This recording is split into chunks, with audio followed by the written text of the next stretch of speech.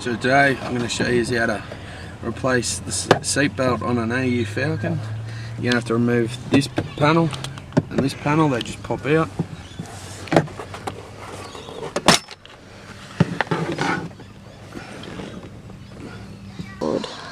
You'll need a T50 Torx bit to get under the bolts.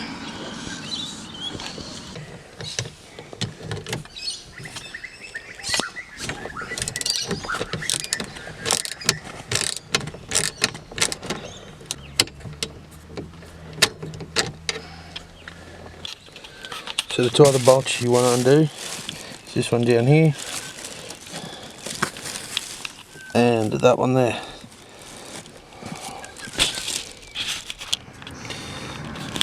So you want to install that part first,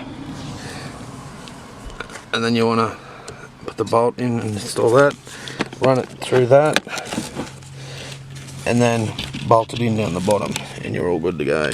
Put the car back together. Yeah.